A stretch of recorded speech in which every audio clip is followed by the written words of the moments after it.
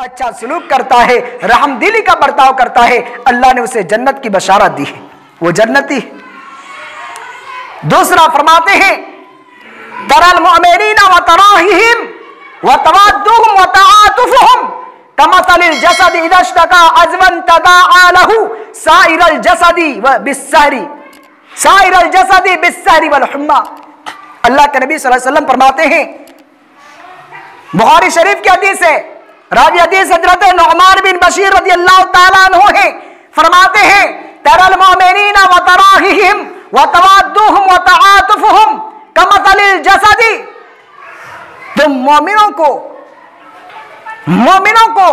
देखोगे, मोमिनों को तुम पाओगे इस तरह से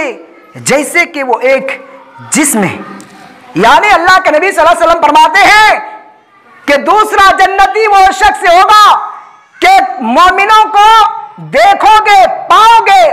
इस तरह से वो हमदर्दी करेंगे, इस तरह से वो मोहब्बत करेंगे जैसे कि वो एक जिस्म है।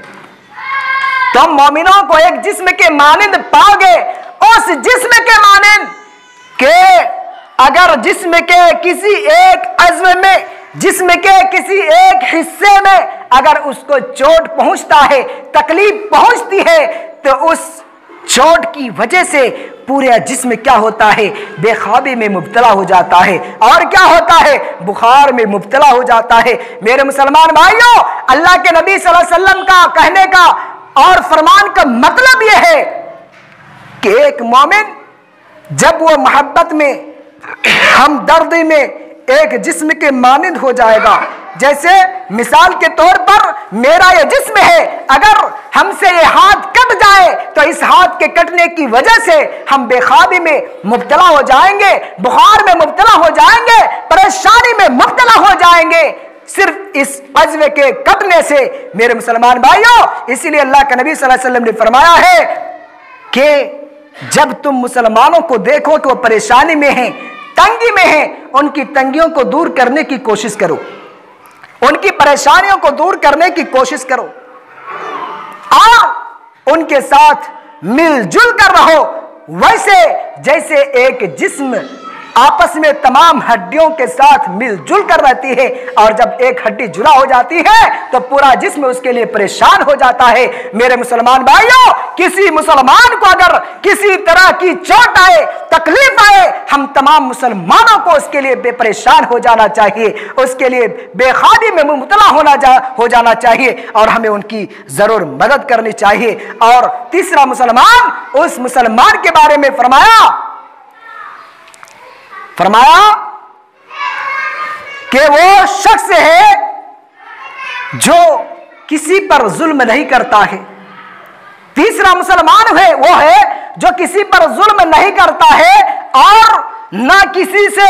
मदद करने के लिए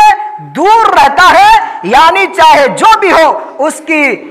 मदद करने में हमेशा आगे रहा करता है। उसके बाद फरमाया कि जब कोई उसको तकलीफ पहुंचती है तो उसकी तकलीफ को दूर करने में हमेशा लगा रहता है। ऐसे आदमी के बारे में अल्लाह के नबी सल्लल्लाहु अलैहि वसल्लम ने फरमाया कि जो शख्स किसी दूसरे मोमिन, किसी दूसरे मुसलमान की परेशानी को दूर करने में लगा रहेगा, कल क़यामत के रोज अल्लाह रब्बुल आलमीन उसकी परेशानी को, उसकी तंगी को दूर करने में लगा रहेगा,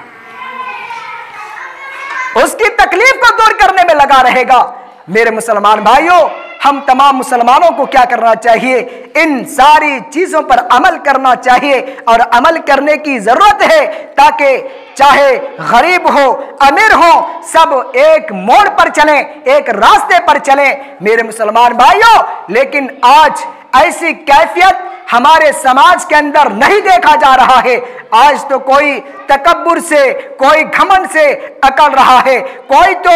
बुग़्ज़ व कपट और कीना कपट से क्या कर रहा है, अकड़ रहा है। ऐसे लोगों के लिए अल्लाह के नबी सल्लल्लाहु अलैहि वसल्लम ने सख्त वईद सुनाई है। कोई तो किसी की ग़ीबत कर रहा है, कोई तो कुछ कर रहा है। मेरे मुसलमान भाइयों, ऐसे लोगों के लिए अल्लाह के नबी सल्लल्लाहु अलैहि वसल्लम ने हमें सख्त वाइज सुनाई है, और यहां तक के अल्लाह रब्बुल आलमीन ने कुरान मजीद में फरमाया है, वला यग़्तब बाज़ुकुम बाज़ा, कि तुम में से कोई शख्स किसी दूसरे शख्स की बुराई ना करे, गीबत ना करे।